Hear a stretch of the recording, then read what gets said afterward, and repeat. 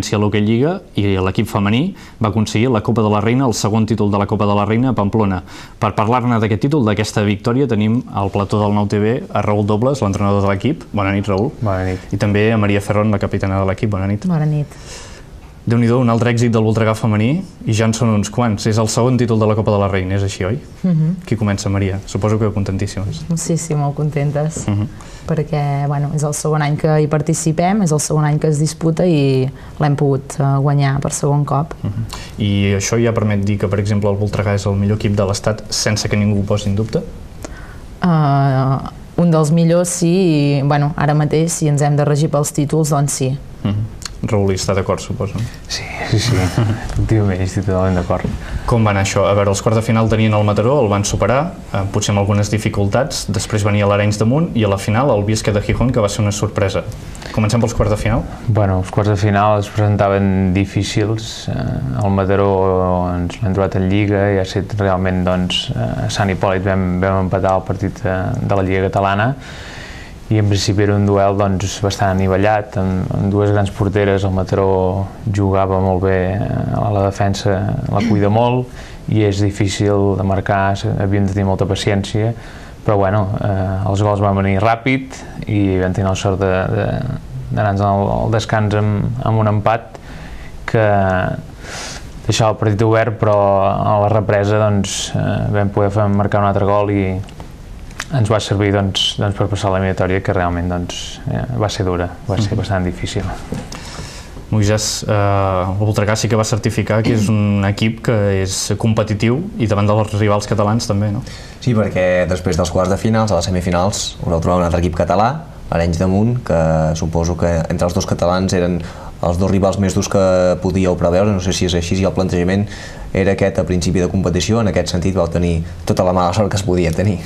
La veritat és que sí, els emparellaments van ser realment difícils. Tot i això, però, amb l'Arenys de Munt ja va ser més fàcil que amb el Mataró?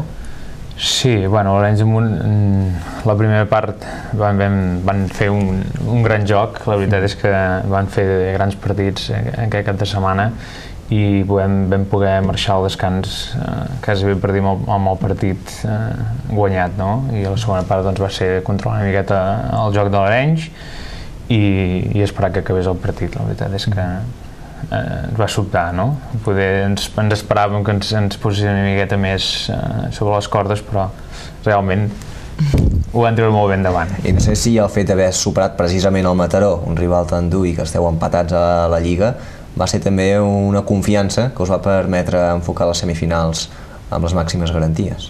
Sí, el partit del Mataró va ser clau en el sentit que, clar, si perdíem amb el Mataró ja ens n'anàvem a disputar del 5è lloc a avall.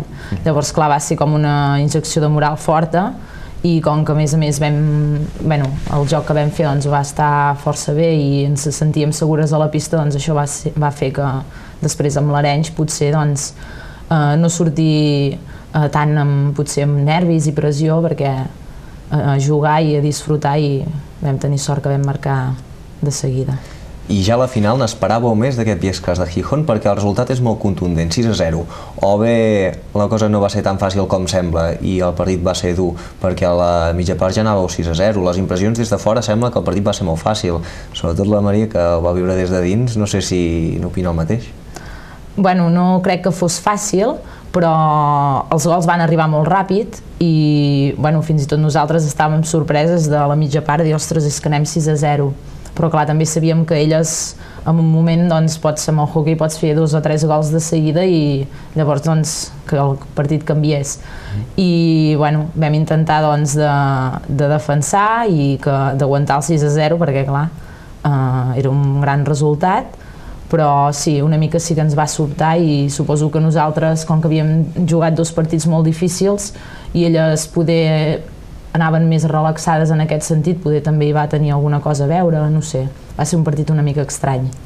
I a la Copa de la Reina, que és el primer títol de la temporada, però n'hi ha més per disputar, hi ha altres objectius aquest any. El primer potser en el que cal centrar-se és en la Lliga, que són líders, però tenen algun compromís important d'aquí al final de la temporada, per exemple un duel amb el Mataró que serà decisiu.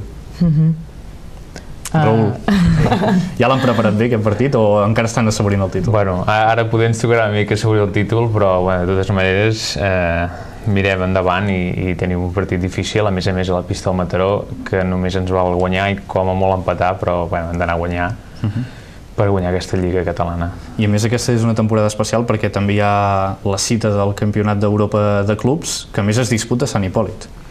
Sí, bueno, és un títol que jo suposo que tots ens fa il·lusió, és el primer cop que es fa i totes estan molt il·lusionades en poder primer participar-hi i segon doncs, tenir alguna opció de guanyar, tot i que el nivell serà alt. I l'equip ja en deu ser conscient que després de guanyar la Copa de la Reina i jugant a Sant Hipòlit, aquí tothom els hi demana que guanyin. Clar. No? D'excuses no en voldran cap. Suposo que l'objectiu és guanyar, bueno, el nostre també és guanyar, però és el que diu en Raül, que som conscients de que serà molt difícil, són molts partits en pocs dies i són equips que no coneixem, la majoria no hi hem jugat mai i per tant és un joc molt diferent que el nostre i jo crec que costarà. I per la gent que no estigui ficada en el món de l'hoquei, com es pot explicar que el Voltregà femení vagi un pas per endavant de la resta de clubs? Perquè vostès han dominat la competició de la Copa de la Reina, han guanyat les 2 edicions, a la Lliga també són líders. Què té el Voltregà femení que no tinguin la resta d'equips?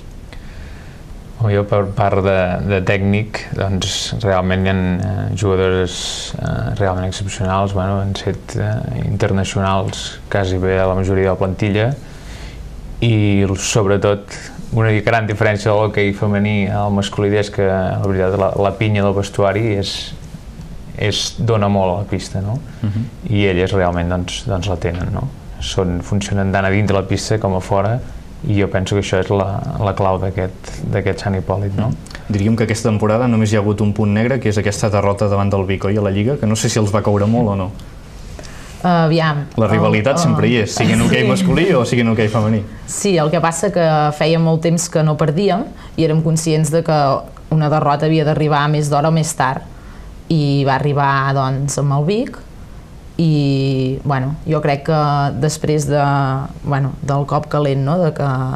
D'haver perdut, però després penses i dius que, que és millor que ens passi ara que no pas a final de temporada o en un campionat la Copa de la Reina o el Campionat d'Espanya i que això jo crec que al cap de 2 dies ja ens va fer mirar endavant en el sentit de dir doncs el que s'ha de treballar més o el que s'ha de corregir.